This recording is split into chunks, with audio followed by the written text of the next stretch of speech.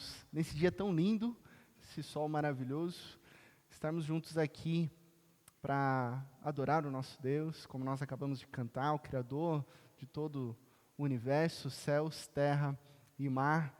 E também agora, abrindo esse mês de setembro, algumas pessoas até comentam, né? Que bom que passou agosto, o mês sem fim, né? Passou agosto, estamos em setembro. Agora você piscou, celebração de Natal, né? Já vai ter pessoal aqui celebrando o Natal, e assim a gente vai seguindo nessa liturgia do ordinário, do calendário, onde Deus vai cuidando e guiando dos nossos corações. E nesse mês de setembro, nós damos início a uma série de mensagens, e é interessante pensar que a nossa última série, que se findou semana passada, Distorção, você percebeu que foi uma série temática. Nós trabalhamos alguns aspectos de quem Deus verdadeiramente é e as distorções que estão no imaginário de muitas pessoas. Então, nós corrigimos essas distorções para entender quem Deus realmente é.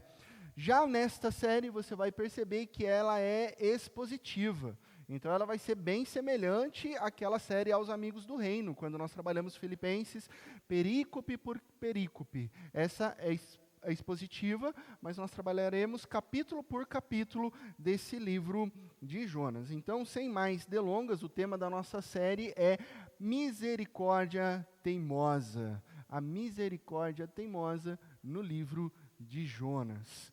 Então, talvez você já conheça a famosa narrativa do profeta Jonas. Ah, pastor, eu sei quem é Jonas. É aquele que foi engolido por um grande peixe, não é verdade? Sim, é isso que nós aprendemos quando nós somos crianças, né? Se você teve tradição cristã, você até cantou musiquinha, Jonas desobedeceu a Deus, não queria ir pregar, dentro de um navio grande, foi navegar, alguma coisa assim, né? Aí jogaram ele para o mar e o refrão é, foi descendo, dentro de um peixão, como é que é?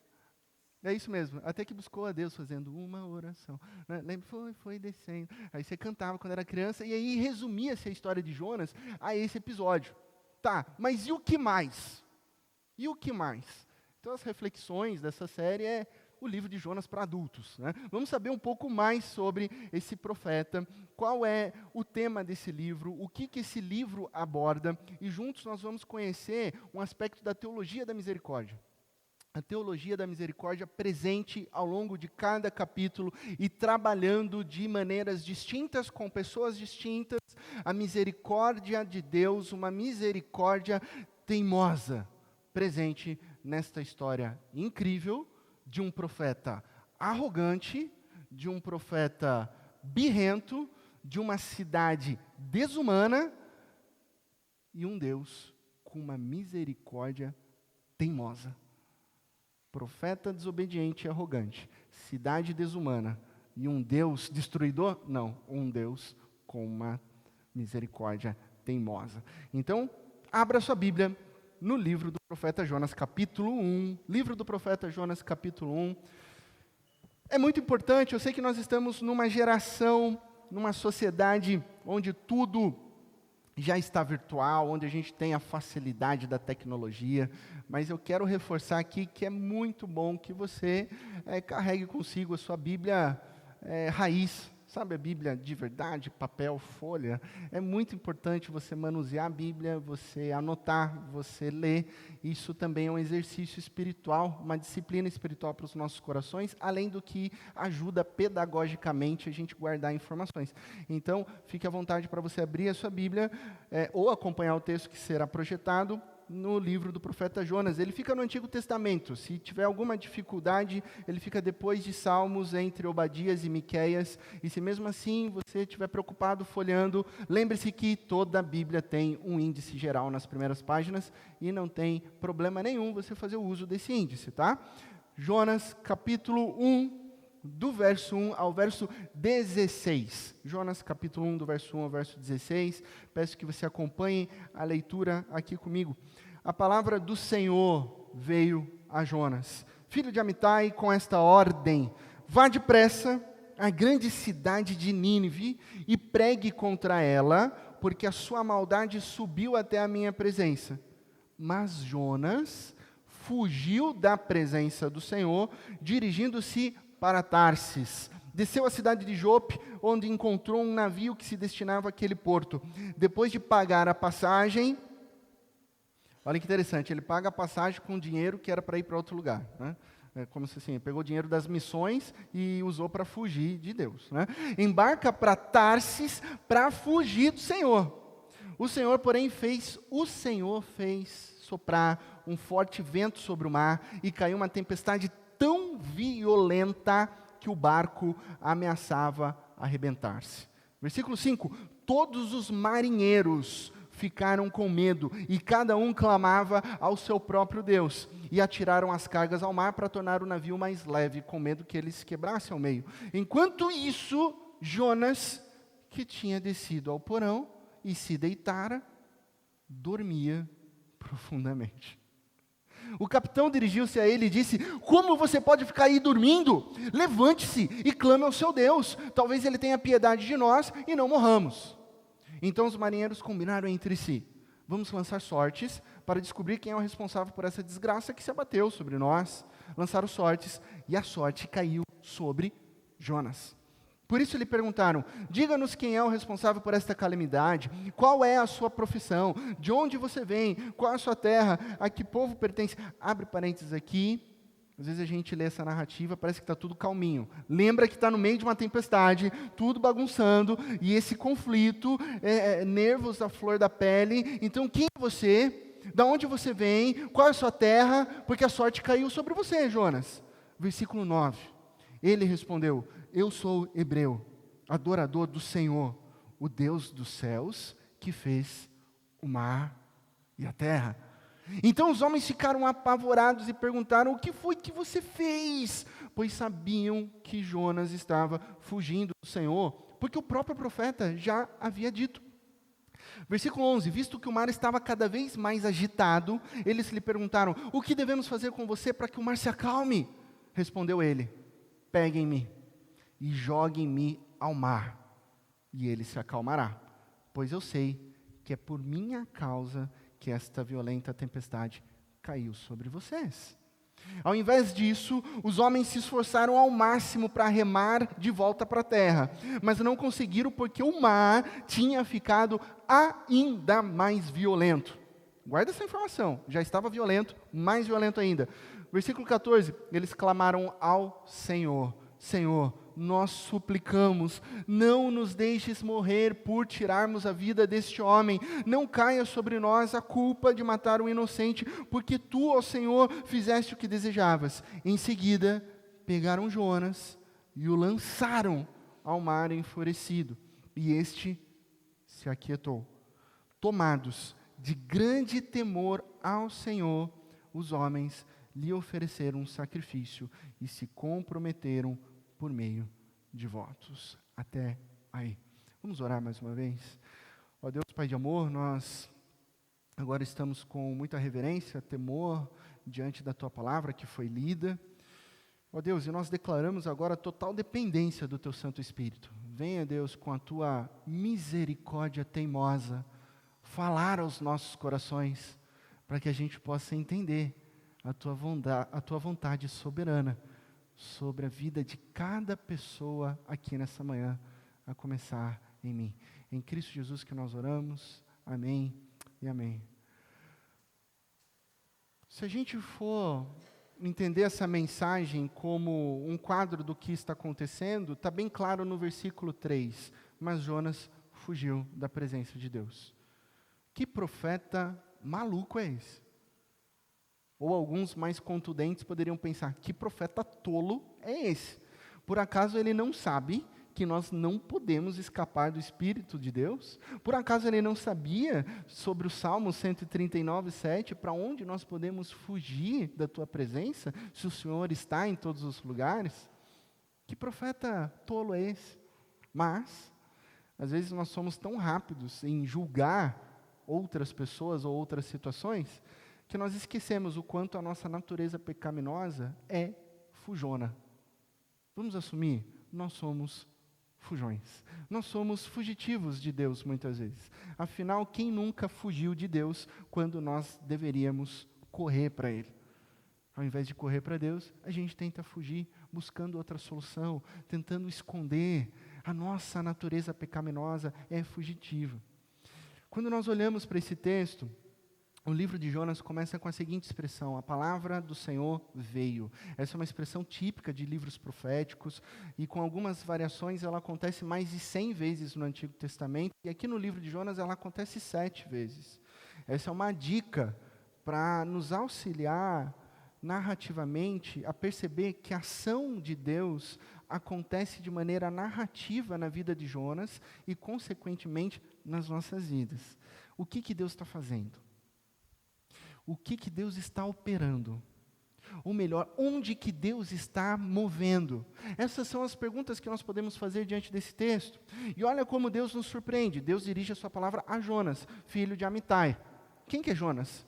Quem que é Amitai?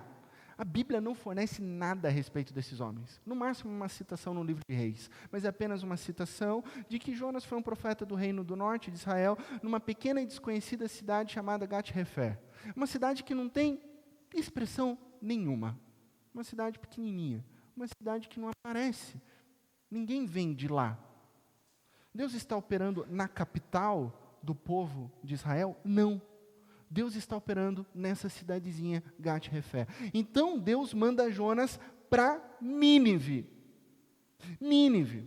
A construção do texto aqui no hebraico tem 2 imperativos que juntos trazem uma urgência. A tradução literal seria vá depressa. Vá com urgência. Vá imediatamente para Nínive. Só que Nínive é capital da Assíria, não é do povo de Deus. E é uma cidade conhecida por ser grande e perversa. Então o pecado dela era tão maligno que subiu até Deus. Tratava-se de um povo muito cruel, conhecido pelas suas ações. Em tempos de guerra, há relatos históricos de que esse povo, quando aprisionava outros povos, tinha o costume de arrancar o lábio das suas vítimas, deixando as vítimas presas vivas sem os lábios. Arrancavam também as mãos, tinham o costume de esfolar as pessoas vivas e tinham também, em guerra, o costume de fazer pilhas e pilhas de crânios para gerar aquele medo entre outros povos. Esse é o tipo de gente de Nínive. Esse é o tipo da cidade de Nínive. E Deus manda Jonas para lá. É isso mesmo? Até porque é o único profeta do Antigo Testamento que é chamado por Deus para ir para um outro povo que não o povo de Israel. É o único. Não tem outra cidade? Não tem outro país? Aquela cidade é corrupta, Senhor. E Jonas não gosta da ideia. Aí que gera a tensão do livro. Por quê? No fundo, Jonas fica irritado com a intenção de Deus em levar a palavra, porque Jonas sabe que o povo poderia se arrepender e Deus exerceria a sua misericórdia teimosa justo com aqueles ninivitas. Então Jonas não gosta da ideia. Jonas não quer que eles se arrependam. Jonas não quer que a palavra de Deus chegue naquele lugar. Como assim exercer misericórdia com esse povo? Esse povo não deve, esse povo não merece. Então Jonas preferia, olha o coração do profeta, que Nínive continuasse em sua maldade. Por quê? Se continuar na maldade, Deus destrói aquela cidade, pronto, acabou. Resolve os nossos problemas. Inclusive, se destrói a cidade, a gente não tem mais um inimigo que venha atormentar o povo de Deus. Numa atitude extremamente infantil, Jonas resolve fugir de Deus, como se alguma criatura pudesse fugir da presença de Deus. E olha que interessante, porque ele faz uma viagem que não é curtinha. Olha só, ele sai de Gat-Hefer, que está nesse pontinho aqui, o A, e ele, ao invés de ir para Nínive, que está no pontinho B, à sua direita, que ficava a uns 800 quilômetros, ele desce para Jope, uma cidade portuária, e vai para Tarsis, lá para a Espanha, que ficava a cerca de 4.000 quilômetros do lugar onde ele se encontrava. Ele vai em direção oposta. Ok, pastor, interessante, mas Tarsis, Jope, isso fica difícil de eu entender. Então, para a gente ter uma ideia mais real, vamos utilizar o Google Maps e vamos imaginar que tudo isso aconteceu no Brasil, ok? Se tomarmos o ponto central, pode passar o próximo slide. Lá em cima, Indaiatuba, ponto central, Indaiatuba, região metropolitana de Indaiatuba. Jonas deveria ir para, vamos dar um exemplo, Florianópolis, ok? Florianópolis, uma viagem nada curta. Se você vai para Florianópolis, você vai gastar ali 9, 10 horas de carro. Se nós utilizarmos, não carro, mas o nosso aeroporto de Viracopos, que gentilmente a gente cede para essa cidadezinha de Campinas, né? O nosso aeroporto. Campinas faz parte da grande metrópole de Indaiatuba, a gente empresta o nosso aeroporto. Se ele pegasse esse avião, seria 45 minutos, lembrando que na época não tinham aviões, não tinham carros, ok? Mas ao invés disso, ele faz um caminho oposto. Ele resolve ir até o Porto de Santos, ok? E pega um navio rumo a Fortaleza, Ceará. Já pensou? Olha o profeta Fujão. 3 dias de Fusca. Já parou? 3 dias dirigindo um Fusca. Você tem que trocar o óleo durante a viagem. Porque é muito longe. Agora a gente consegue perceber o que esse profeta fez. Olha que loucura. Ele está anunciando oficialmente a sua falta de vontade em seguir a vontade e a direção de Deus. Ele segue o seu próprio caminho. Ele está deixando claro, eu vou em direção oposta. Eu estou num barco acreditando que eu posso fugir da presença de Deus. E será que Jonas pode fugir da presença de Deus? É possível nós fugirmos do chamado de Deus para as nossas vidas? Não! E nesse capítulo, Deus se revela como soberano sobre os céus, terra e mar. Jonas quer fugir? Ok, vai lá. Acha que o seu jeito é melhor do que o jeito de Deus? Tudo bem, mas o Deus soberano, Ele usa essas circunstâncias para trabalhar os nossos corações. Então, o tema da mensagem dessa manhã é que a pressão produz amadurecimento. Deus usa situações para tratar os nossos corações, e a pressão produz amadurecimento. Agora, não pense que Deus coloca Jonas sob pressão de maneira maldosa, querendo o mal de Jonas. Não. Até porque Jonas escolheu esse caminho.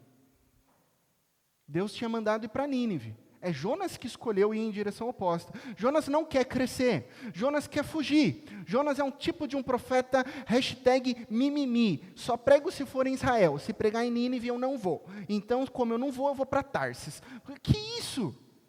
Mas apesar disso, Deus persistentemente pressiona Jonas. E com o propósito, amadurecer o coração do profeta, e não destruí-lo. E meus amigos, minhas amigas, as circunstâncias difíceis que Jonas vivenciará ao longo dessa narrativa, e que consequentemente eu e você nós vivenciamos, são aspectos da misericórdia teimosa de Deus. Não é uma misericórdia para te quebrar, não é uma misericórdia para te aniquilar, é uma misericórdia para nos tratar. E quando a gente descobre isso, o cenário muda nas nossas vidas, porque misericórdia parece contraditório, ainda mais numa sociedade que foge da dor, uma sociedade que ensina as crianças que todas elas serão as primeiras, todas elas serão as melhores, todas elas serão as bem-sucedidas, elas não podem perder, uma sociedade que evita o sofrimento, uma sociedade que, na competição de educação física, todo mundo tem que ganhar medalha. Por quê? Porque o meu filho não pode ficar sem medalha. E a medalha tem que ser igual ao do vencedor. Ué, mas se ele perdeu, não faz sentido. Ah, é porque meu filhinho não pode passar por uma frustração e sofrimento.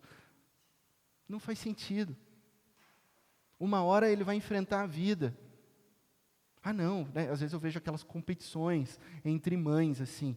Coisas que, assim, me dá até uma vergonha alheia, assim. Nossa, seu filho está na fralda ainda? Ai, o meu já falava nessa hora. Ai, o seu já falava? O meu já andava. Ai, o meu com 3 meses, ele andava de bicicleta, pulava de paraquedas e falava mandarim. E aí fica naquela competição de qual filho é melhor. E tipo, não, porque o meu filho, sabe, reunião de pais. O meu filho, ele tem um QI muito superior. O meu também, o meu também, o meu também, o meu também, todos têm. Né? Todos têm. E de repente a classe toda vai passar no vestibular de medicina da Unicamp. De repente a Unicamp vai ter que abrir agora 100 mil vagas por ano, porque há 100 mil crianças vocacionadas à medicina na Unicamp, na melhor faculdade da América Latina. Gente, faz parte passar por frustrações. Faz parte. Porque do contrário a gente vai ter adolescente aí de 37 anos que não aguenta um dia de trabalho. 37 anos, 38, 40 anos, não aguenta um dia do trabalho. Meu chefe ficou bravo comigo. Vou pedir demissão. Por que você vai pedir demissão? A minha mãe mandou. Porque minha mãe disse que ninguém pode me maltratar, a não ser ela.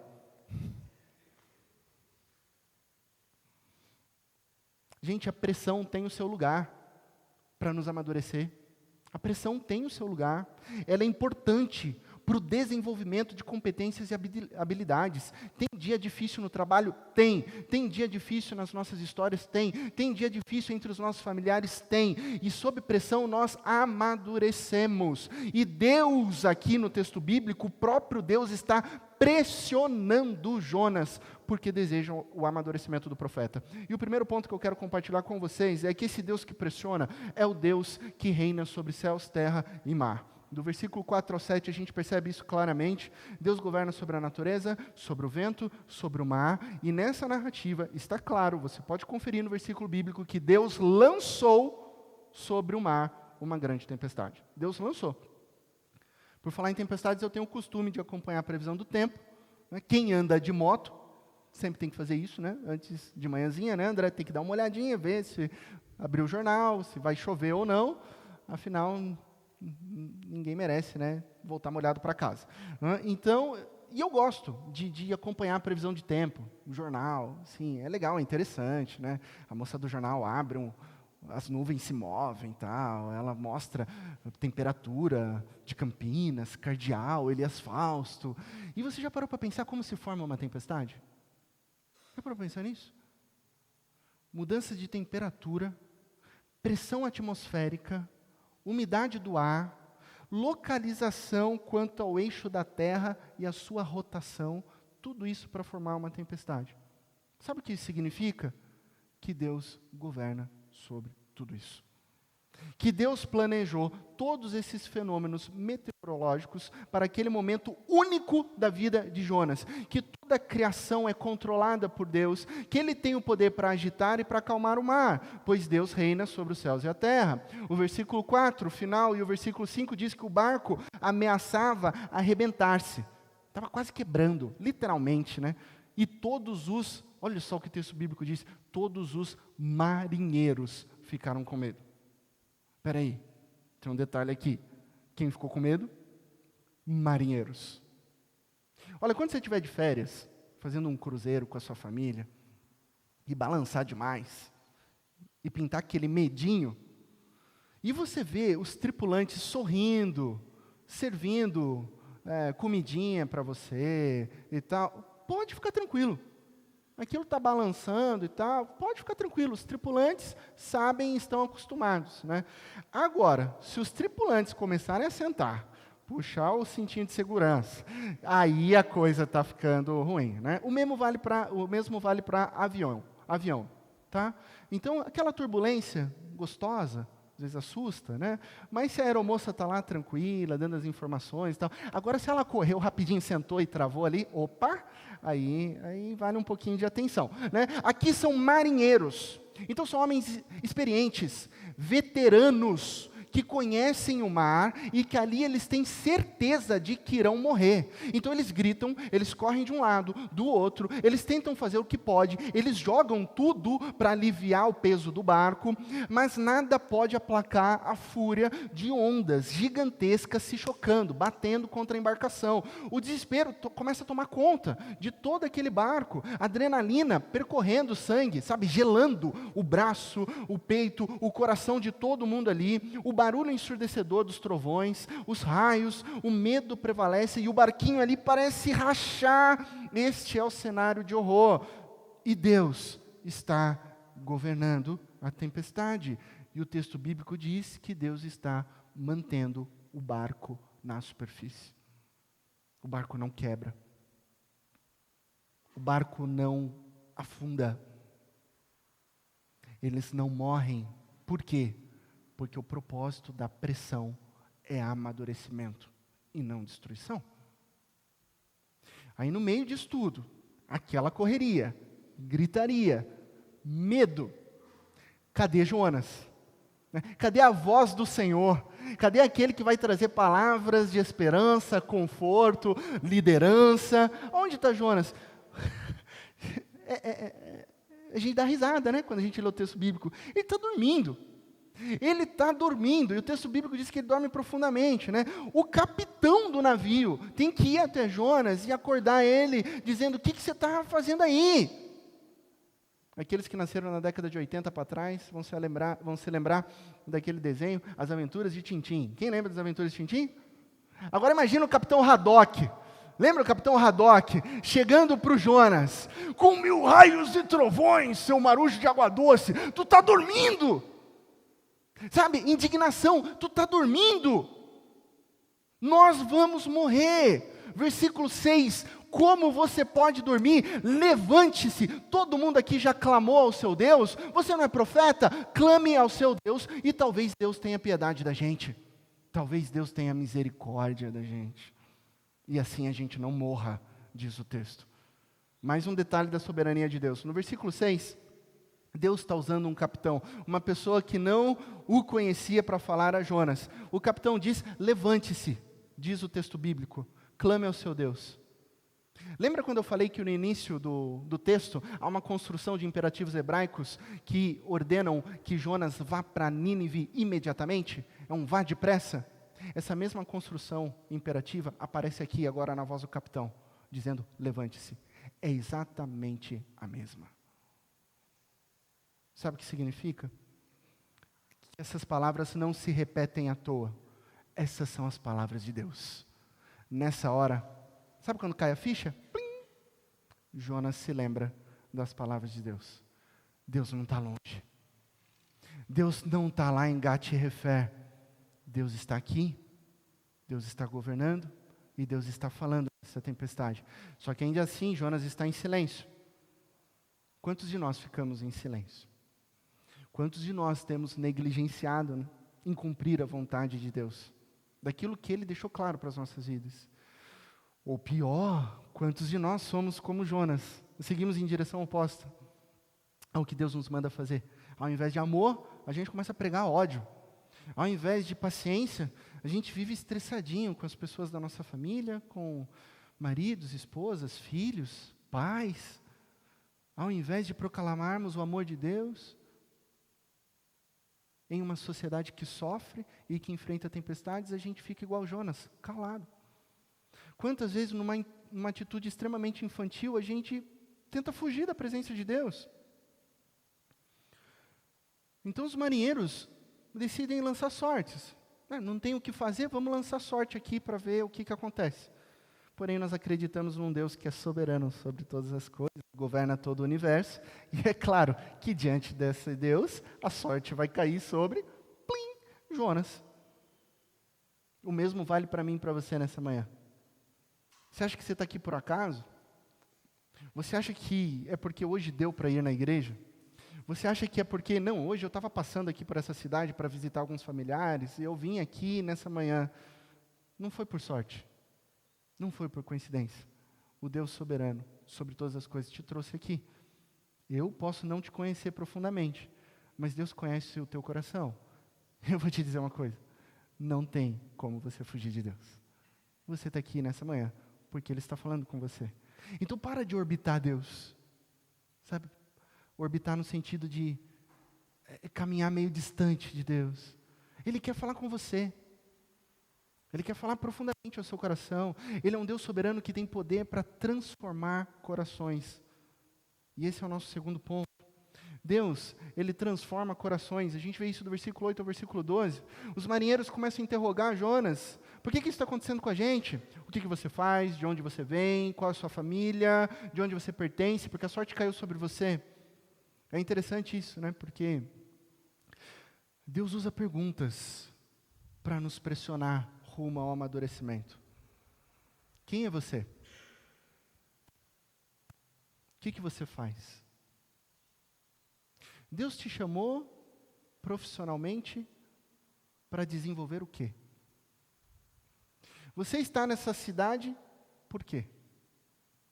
Você está nesse ambiente de trabalho, por quê? De onde você vem? Para onde você vai? Qual que é o sentido da vida? O que você tem buscado? São perguntas que nos auxiliam no processo de amadurecimento. Então, pela primeira vez no texto bíblico, Jonas fala. E ele, como profeta, boca de Deus, se lembra da palavra do Senhor e faz uma declaração maravilhosa. Ele diz: eu sou hebreu, adorador do Senhor, o Deus dos céus que fez o mar e a terra.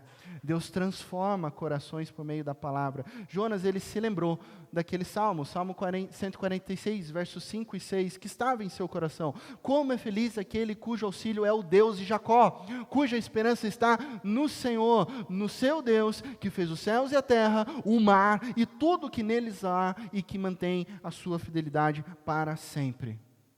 Com essa declaração, os marinheiros ficam atemorizados. Porque saber que Jonas era um hebreu era uma coisa, mas saber que Jonas adorava o Deus, Criador de céus, terra e mar, era algo bem mais profundo. Fugir da presença do Deus do céu, que fez o mar e a terra, é loucura. Então os marinheiros agora sabem duas coisas: o culpado é Jonas, e a outra coisa é: Deus é soberano. Então nessa hora, Deus molda o coração de Jonas, que minutos antes não estava nem querendo orar, mas que agora reconhece o seu pecado e fala: é tudo culpa minha, versículo 12, joguem-me no mar e as coisas vão se resolver. Então Deus transforma o coração de Jonas.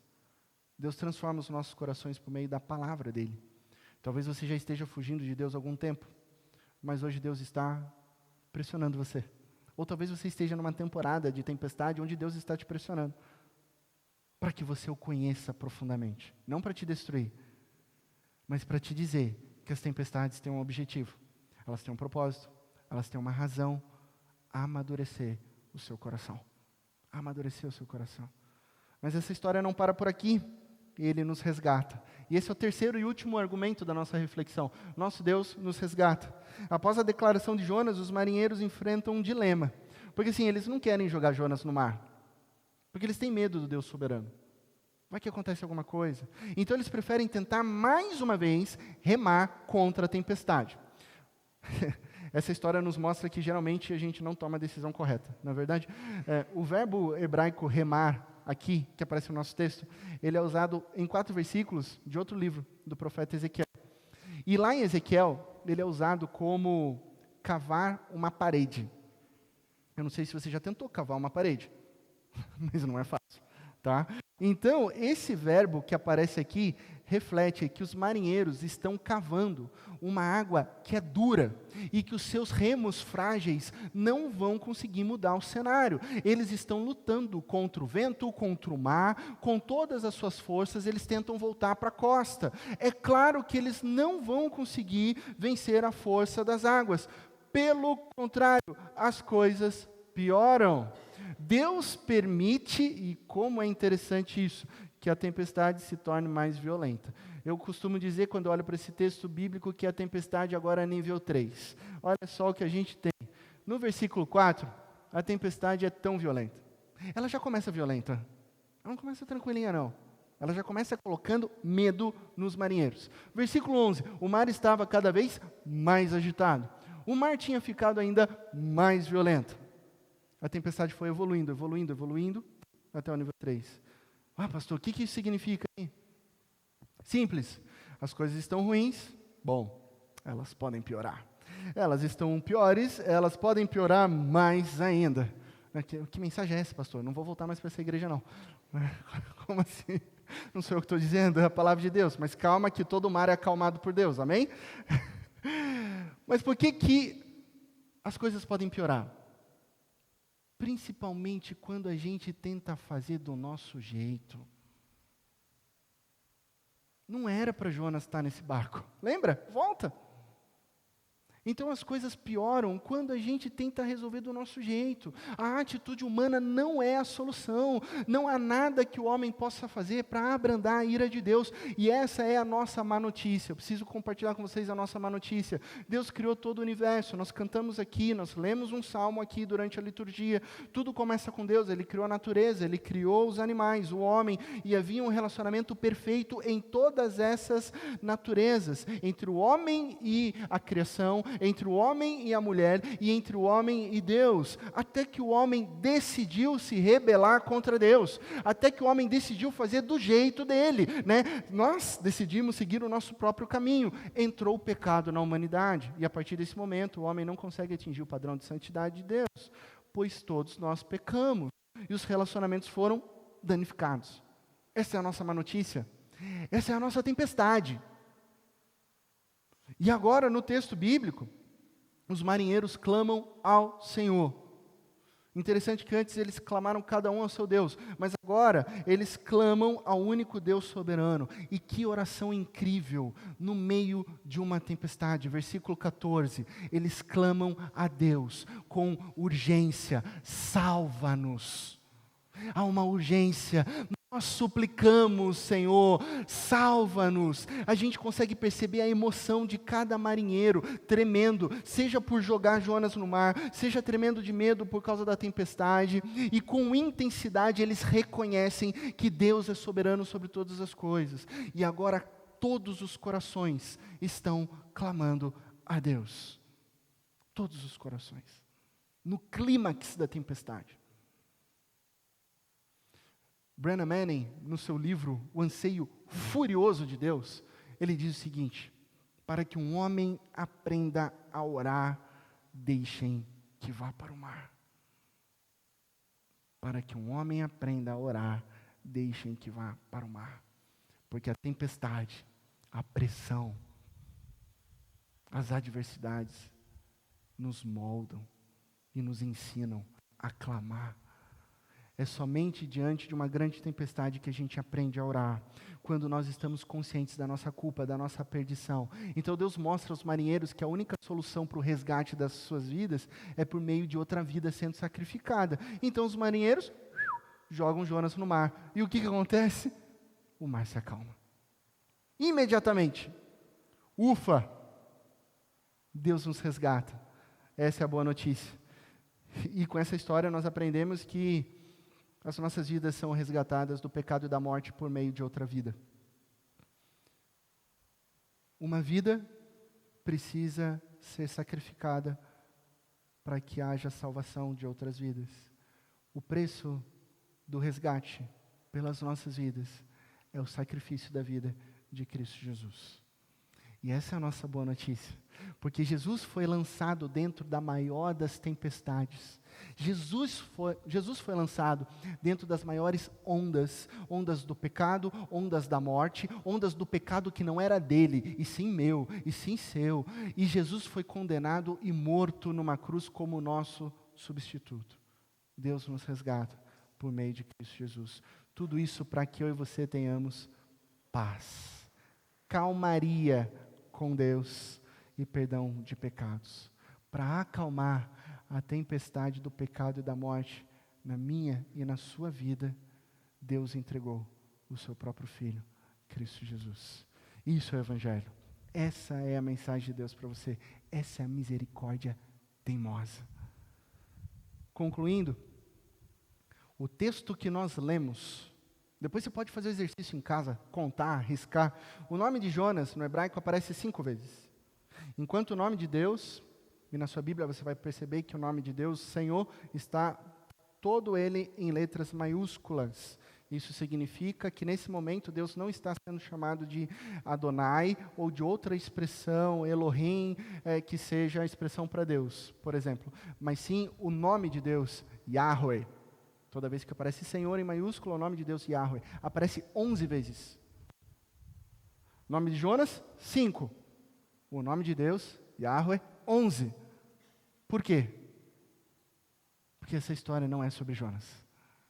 Não é sobre Jonas. Por mais que se você abrir a sua Bíblia e ver que os editores colocaram em negrito, capítulo 1, fuga de Jonas, capítulo 2, oração de Jonas, capítulo 3, pregação de Jonas, capítulo 4, ira de Jonas, não se engane, essa não é uma história sobre Jonas, essa é a história da misericórdia teimosa de Deus.